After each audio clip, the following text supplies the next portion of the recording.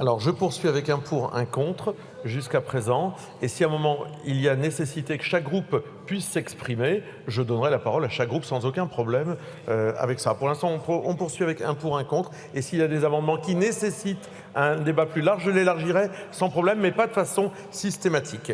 Et nous poursuivons. Alors, on n'a pas voté... Non, si on a voté, mais j'ai annoncé le scrutin public du sous-amendement. Donc maintenant, nous sommes sur des amendements identiques. Le 4259, Monsieur Rousset. L'amendement est un amendement qui propose une simplification de l'écriture de l'alinéa 1 en supprimant les mots suivants: le développement des pratiques agroécologiques dont l'agriculture biologique, parce que les premiers mots du paragraphe font déjà référence à ces notions. Merci. Merci. Ne bougez pas, vous avez le 4420, si vous voulez le défendre, comme l'autre que s'y intéresse. Il est identique, défendu. Défendu. Monsieur le rapporteur. Alors, je suis assez surpris par l'amendement. Vous demandez de supprimer la référence au développement des pratiques agroécologiques, dont l'agriculture biologique, dont les objectifs des politiques publiques.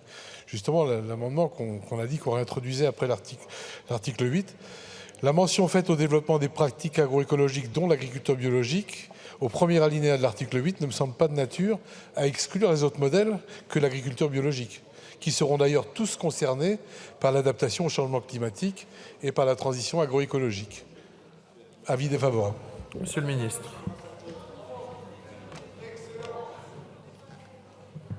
Oui, Monsieur le Président, Monsieur le député, c'est vrai que je comprends mal, alors que nous sommes employés à trouver une position d'équilibre entre ceux qui voulaient mettre agroécologie, agriculture biologique à tout chapitre, à tout alinéa et à tout sujet, et la nécessité que nous avions dans la nécessité des grandes transitions de mentionner quand même ces pratiques dans les orientations générales qui sont des orientations lointaines. Hein. Ce n'est pas nous qui avons inventé ces choses-là.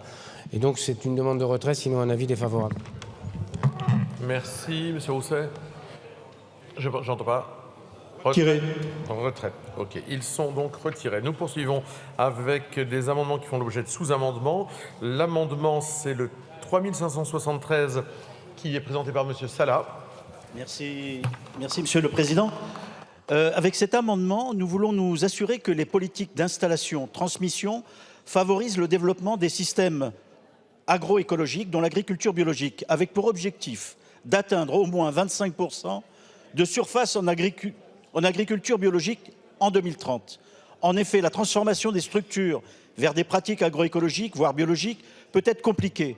Mais le moment de l'installation est une opportunité majeure de s'engager dans cette démarche avec un accompagnement renforcé et une plus grande marge de manœuvre dans la définition de la conduite de l'exploitation. En Occitanie, la place du bio est très importante. Elle est d'ailleurs la première région de France en termes d'agriculture biologique, avec 13 000 exploitations, 608 000 hectares et presque en atteignant 25% des surfaces en bio. Nous ne sommes donc pas très loin de l'objectif des 25% de surface en bio que nous proposons d'étendre à toute la France avec cet amendement. Et bien sûr, de ne pas prendre de retard avec les objectifs européens. En effet, la Commission européenne a présenté de la ferme à la table pour un système alimentaire équitable, sain et respectueux de l'environnement, et en atteignant 25% de surface bio dès 2030. Merci. Merci. Nous étudions les sous-amendements en même temps. Madame Pochon pour le 55-62. Merci, Monsieur le Président. Chers collègues, ce sous-amendement du groupe écologiste vise à réintégrer l'objectif de 18% de la surface agricole utile en agriculture biologique d'ici 2027, objectif fixé par le plan stratégique national, mais supprimé du Code rural à l'article 1er. Je veux rappeler ici, puisqu'on a entendu beaucoup de choses ces derniers jours, que le groupe écologiste vous avait bien alerté dès le jour de la suppression et avait même proposé leur réintégration par voie de sous-amendement. Pour qu'il ne soit pas oublié, je vous avais même cité les départements de cet amendement, la Marne et les Alpes-Maritimes. Ça vous rappelle peut-être quelque chose, c'était le 5106. Nous avons entendu votre mea culpa sur ce sujet précis et votre volonté de réintégrer cet objectif. Cependant, je souhaiterais que cet épisode nous permette collectivement de tirer 2 leçons importantes. La première est de considérer avec attention tous les amendements qui relèvent du développement de l'agriculture biologique. Vous regrettez que l'on radote à ce sujet, mais mais nous sommes obligés d'y revenir. D'une part, parce qu'à droite et à l'extrême droite, on a entendu à de nombreuses reprises des propos calomnieux pour les plus de 60 000 agriculteurs bio. Martine à la ferme, 10 poules et un mouton, dont nous devons de rappeler que l'agriculture biologique est un marché économique puissant qui représente plus de 13 milliards d'euros, que les exploitations bio sont plus rentables que les exploitations conventionnelles, donc positives pour nos agriculteurs, que les externalités positives de ces modes de production en matière de santé, de biodiversité, de qualité des ressources et milieux naturels, de bien-être au travail sont multiples. Et donc, il est nécessaire de permettre aux agriculteurs d'avoir accès à ces solutions, lors de leur formation, lors du parcours à l'installation. C'est pourquoi nous nous devons de le placer partout. La deuxième leçon à retenir est de toujours écouter avec attention les écologistes. Les écologistes ont toujours un temps d'avance, que ce soit de 30 ans sur le développement de l'agriculture biologique ou d'un jour sur l'identification d'une suppression dans le code rural. Écoutez-nous davantage et l'avenir sera meilleur. Je vous remercie. Merci. Le 5467, Madame Meunier. Oui, merci, Monsieur le Président. Effectivement, par cet amendement, nous souhaitons, puisqu'il s'agit, vous dites, d'une erreur collective, que nous puissions revenir sur ces inscriptions, sur ces engagements, que dis-je, même sur les engagements gouvernementaux, puisque par cet amendement, nous ne faisons que nous aligner et rappeler le plan Ambition Bio, normalement que vous avez validé, qui fixe justement un objectif de 18% de surface bio d'ici à 2027.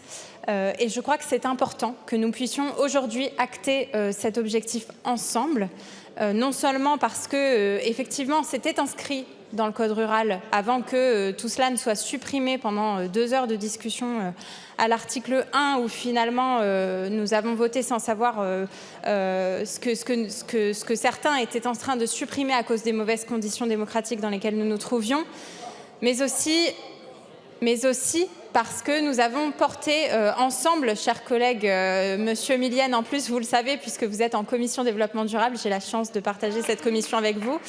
Nous avons donc fait une mission d'information sur le développement justement de l'agriculture dans le contexte du déclin de la biodiversité. Et il s'avère que les scientifiques sont d'accord sur le fait que l'agriculture biologique doit être davantage soutenue et sera un modèle plus résilient à l'avenir dans ce contexte de changement climatique, de chute de la biodiversité. C'est une demande sociétale, mais aussi un besoin pour accompagner les agriculteurs vers la transition agroécologique. Je vous remercie.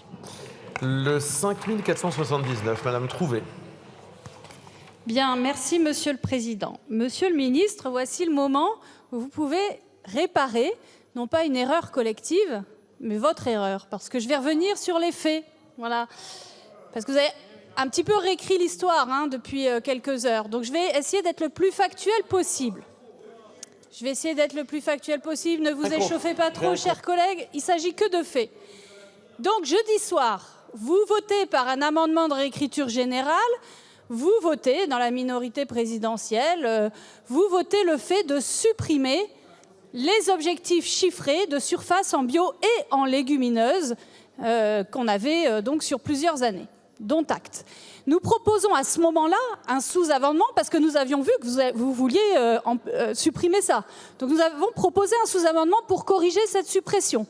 Vous dites que vous êtes défavorable et vous rejetez ce sous-amendement. Ça, c'est jeudi soir. Vendredi matin, nous revenons à la charge et nous soulevons le lièvre. Le groupe La France Insoumise, nous disons « Attention, vous avez fait ça ». Les autres groupes parlementaires de la NUPES aussi appuient, disent « Attention, vous avez supprimé ».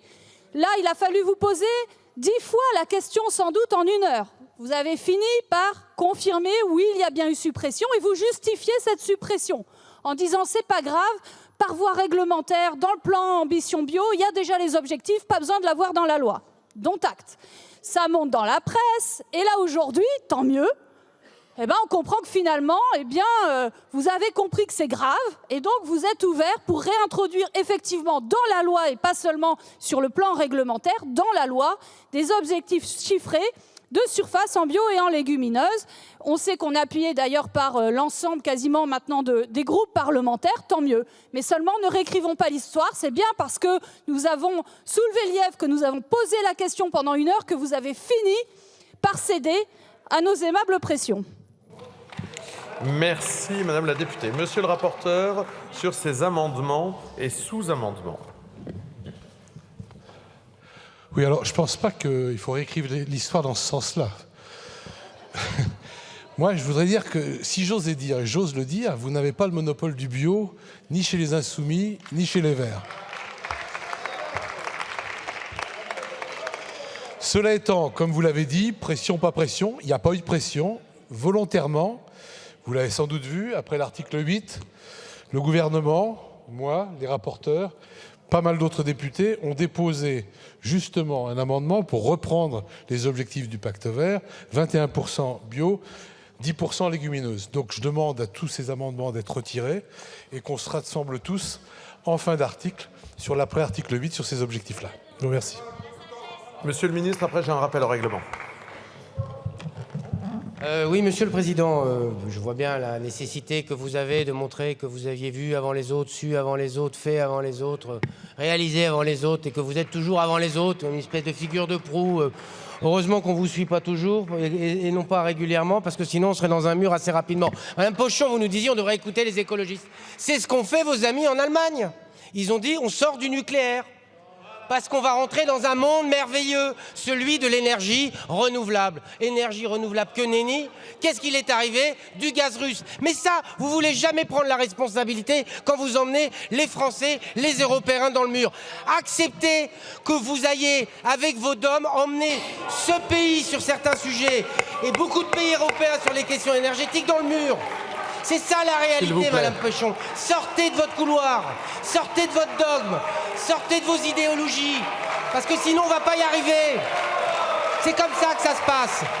Et avec votre philosophie, vous nous emmenez dans le mur. Chers collègues, c'est ça la vérité. On laisse le ministre s'exprimer. Il n'empêche. Mais ça peut ne pas vous plaire, Monsieur Fournier, mais c'est la vérité qui s'oppose à vous. On s'est fichu dans les mains des Russes avec vos stratégies très intelligentes. Et donc ça me paraît, dans le mur, on y est allé droit en klaxonnant. Et jamais vous avez dit qu'il fallait ralentir. Vous continuez à dire que le nucléaire n'est pas une énergie de substitution. Vous continuez avec votre dogme. Alors j'en viens maintenant parce que vous dites que les écolos ont toujours raison, qu'on devrait plus les écolos. Non, les écolos du calme, s'il vous plaît, chers collègues. Les écolos. Le ministre répond, stop. Le ministre a la parole, il répond. Vous donnerez la parole si vous la demandez après. Le ministre répond. Pour accepter d'en prendre. Vous donnez des leçons, acceptez d'en prendre aussi de temps en temps. Par ailleurs, sur la question du bio, vous parlez que du bio. Nous, on parle de l'ensemble de l'agriculture française. Il y a du bio, il y a des conventionnels. On est d'accord avec l'idée, et c'est pour ça que d'ailleurs, par voie d'amendements qui viendront après, on va réintroduire des objectifs, je le dis.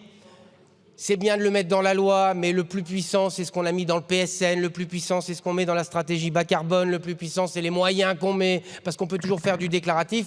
Mais très bien, mettons-le. Mais il y a le bio, et vous avez dit une troisième chose, vous avez dit le bio, c'est plus rentable que le conventionnel. Alors là, dans le moment qu'on traverse, il va falloir me faire une démonstration aussi. Les 200 millions d'aides d'urgence, c'est parce que c'est plus rentable que le conventionnel.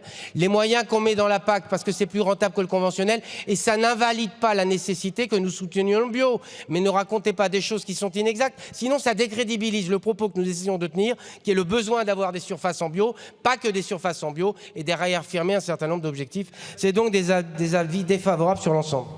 Merci. Monsieur Dive, sur votre appel au règlement. Merci, Monsieur le Président. Rappel au règlement sur la base de l'article 100 et le bon déroulement de nos débats. Je vais m'inscrire dans les propos du collègue Prudhomme, une fois n'est pas coutume, mais c'est vrai que, sans remettre en cause votre présidence et la gestion de votre présidence, Monsieur le Président, vous avez expliqué tout à l'heure que vous preniez un pour un contre, à l'exception de certains sujets sur lesquels il y avait un débat. Je pense que sur la question que nous avons à cet article et que nous aurons jusqu'à l'après-article 8, nous avons un vrai débat sur la question de la réintroduction du bio. Et donc, je voulais savoir s'il était possible de déroger au principe d'un pour un contre. Mais il sera possible tout à fait de déroger quand il y aura des demandes de parole pour contre qui seront nombreuses sur un sujet, mais pas uniquement quand Julien Dive a envie de prendre la parole et que je ne le lui ai pas donné parce qu'il y avait déjà quelqu'un qui voulait la prendre en opposition à l'amendement. Il y a un pour un contre. Monsieur De Fournas, Monsieur Léaumont. Merci, Monsieur